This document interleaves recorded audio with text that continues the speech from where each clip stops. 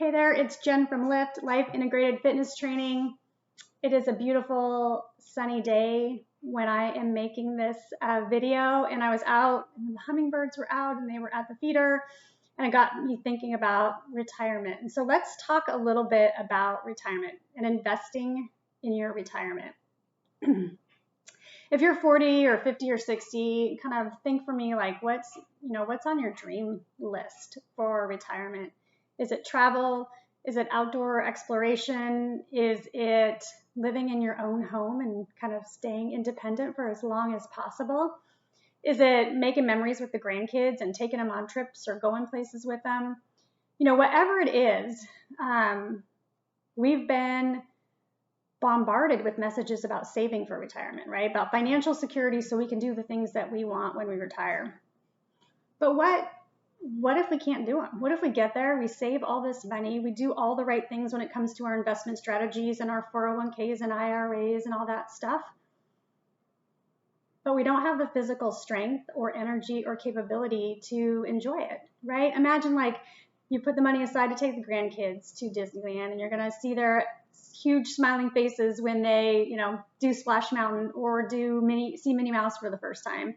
And you can't keep up with them. You got to go back to the hotel early. Or you book this super awesome girls only cruise because now you all have time to do it. And when it comes to going to the excursions, you're too tired or don't have the energy or the capability to go along. And so you're saying, hey, go along without me. I'll see you when you get back.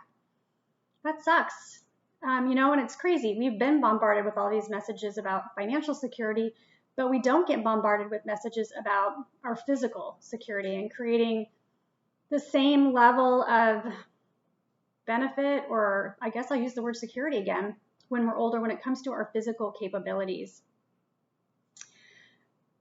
So now is the time to be doing that. I know they say, we've always heard, as soon as you start saving, every dollar matters, the sooner the better. It's really the sooner the better for thinking about aging well and having a body that will do all those things that you want to do in retirement. Your financial portfolio probably has stocks and bonds and mutual funds and, cash and money markets and all those good things. Your security or your plan for your fitness also has some elements that should be included to minimize the risk and maximize the results or the benefit that you get, so that when we're launched into that retirement period, we can have fun and we can do everything. We can say yes to everything that we want to say. The other good part is, like, unlike your 401k or your IRA, right? There's no penalty for early withdrawal. The time that the effort that you invest now, you get gains now and in the future. So it's almost a little bit better than that. So your financial advisor obviously gives you a whole bunch of recommendations for what to do with your money to maximize the results and minimize the risks, so that when you get to retirement, you can do what you want to do. I would argue and suggest that there's the same type of portfolio necessary for fitness as it relates to aging well and having the strength, the energy, the youthful mind, the youthful body that we want at that particular period of time. So what would I have in my portfolio, or what do I recommend having in your portfolio?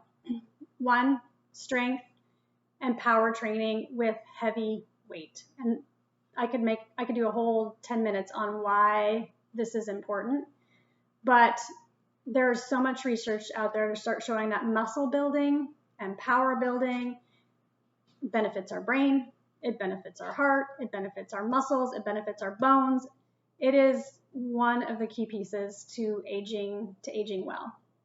The second thing I would have, mobility training. I want to be able to move my joints in their full range of motion so that I can do everything without pain. Pretty important. Also really important for our dynamic balance, which staying on your feet, living independently for as long as you want, very tight link to those two things. The next thing I would have would be what you might call cardio or metabolic training, and I would have 2 types. The first one would be high intensity interval training, short duration, but really working hard. And then I would also have some steady state training, where more of a moderate heart rate zone, a little bit longer, but allows us to build aerobic capacity. And those two things are super important for disease prevention. So if you don't want your retirement to be filled with prescriptions and doctor visits and higher insurance costs and kind of all that stuff, then, those elements are particularly important. Fourth, I would have core training. The core is the powerhouse of all that we do. And if we want to do it with strength and we want to do it without injury, core needs to be incorporated or done alone as a standalone workout. Next, balance and stability. And I would really bed them in all my other workouts, but balance and stability can be trained too. We can learn those things. We can improve those things. And again, power for our swing, staying on our feet, all of those things are going to be kind of come out of that stability and that balance training. And lastly, and probably most importantly, recovery. We need days to recover. There needs to be days to recover after we have a high intensity workout. There needs to be days off. They are just as important as all the strength training that we do. And this is, I think, something that we sometimes have a hard time accepting as we get a little bit older. We think that we're supposed to work out every day or work out hard every day or do high intensity every day. And that doesn't benefit us. Our muscles can't recover. We can't put energy back in the stores that we need if it doesn't have time to do that. So recovery is very important. If you want to read more about this, check out my latest blog at www.lifeintegratedlift.com. Have a good one.